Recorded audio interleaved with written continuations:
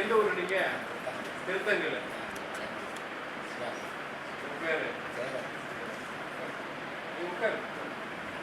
உங்க பேரு திருப்பதி. நீங்க திருத்தங்கல் இல்ல? ஃப்ராக்சர் ஆயிருக்காங்க. பரவாயில்லையே உங்களுக்கு?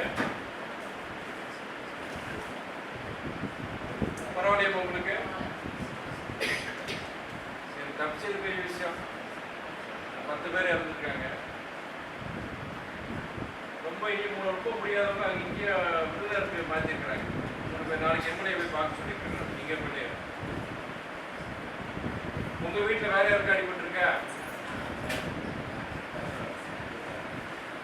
இந்த ஃபேக்டரி எத்தனை ஊரில் இருக்கிறாங்க? வீட்டில்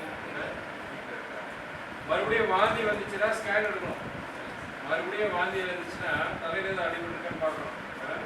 அன்னைக்கு வாந்தி வந்து சரி, மறுபடியும் வாந்திட்டு வந்து தலை சுத்தல் வாந்தி இருந்துச்சுன்னா.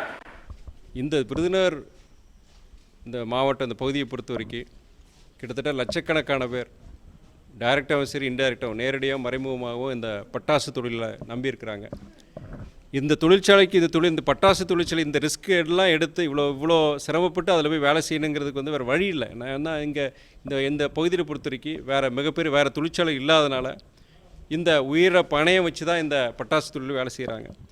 இந்த பட்டாசு தொழிற்சாலையில் வந்து வெடி விபத்துகள் நடந்துடக்கூடாதுன்னு சொல்லிட்டு தான் அரசாங்கம், நீங்கள் ஒன்றிய அரசாங்கம் இருக்கட்டும், நம்ம மாநில அரசாங்கம் இருக்கட்டும், நிறைய சட்டங்கள் ஒவ்வொரு வருஷம் புது சட்டங்கள் கொண்டு வர்றாங்க. நல்ல சட்டங்கள் கொண்டு வராங்க. அந்த சட்டங்கள் என்னென்னா, இந்த மாதிரி ஒரு தடவை நடக்கும்போது அந்த விபத்து எதனால் நடக்குது, அப்போ இது மாதிரி செஞ்சால் இனிமேல் இது மாதிரி நடக்காதுன்னு சொல்லிட்டு தான் எவ்வளவு இந்த சட்டங்களை கடுமையாக்கி மேற்கொண்டு விபத்துகளே நடக்கக்கூடாது, மேற்கொண்டு இந்த உயிர் சேதாரங்களே இது நடக்கக்கூடாதுன்னு சொல்லிட்டு தான் அரசாங்கம் சட்டங்களை கொண்டு வராங்க. ஆனால் ஒவ்வொரு முறையும் போன ஒரு ஜனவரி மாதம் நம்ம ராமதேவன்பட்டியில் இதே மாதிரி பெரிய விபத்து நடந்து பட்டாசு தொழிற்சாலையில் கிட்டத்தட்ட 13 பேர் இறந்தாங்க.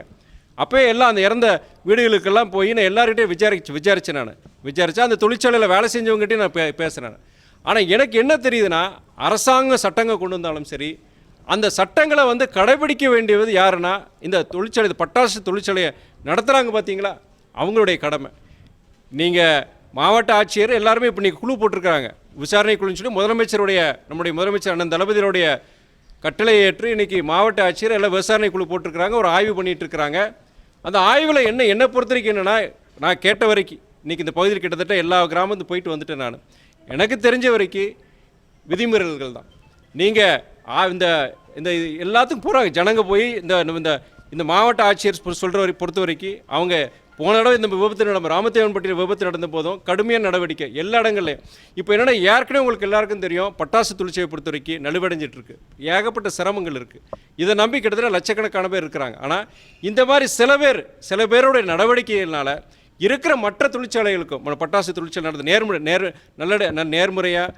நேர்மையாக சட்டத்திட்டங்களுக்கு உட்பட்டு அங்கே சிரமப்பட்டு நடத்துகிறவங்களுக்கு இதனால் சிரமம் வருது. ஏன்னா இப்போ இன்றைக்கி இந்த விபத்து நடந்தனால எல்லா இடத்துலையும் ஆடிட் போவாங்க, எல்லா இடத்துலையும் செக் பண்ணுவாங்க. இன்றைக்கி பண்ணும்போது அவங்களுக்கும் இதனால் சில சங்கடங்கள் பிரச்சனை வரப்போகுது. இதில் சில பேருடைய தவறுனால உயிரிழப்புகள் மாத்திரம் கிடையாது, இந்த பட்டாசு தொழிற்சாலைக்கே பெரிய ஒரு பிரச்சனையாக தான் இருக்குது. தொடர்ந்து இந்த ஜனவரியிலேருந்து இந்த வருஷத்துலேயே இந்த 5 மாதத்துலேயே கிட்டத்தட்ட 11 விபத்துகள், கிட்டத்தட்ட 28 பேர் மரணம் அடைஞ்சிருக்கிறாங்க.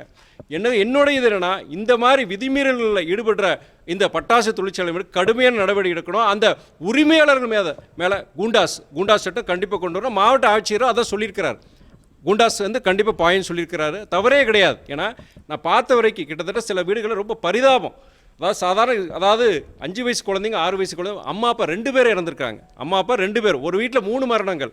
இதெல்லாம் பார்க்கும்போது அந்த ஓட்டு வீடு வேற ரொம்ப வறுமையில் இருக்கிற குடும்பங்கள்லாம்.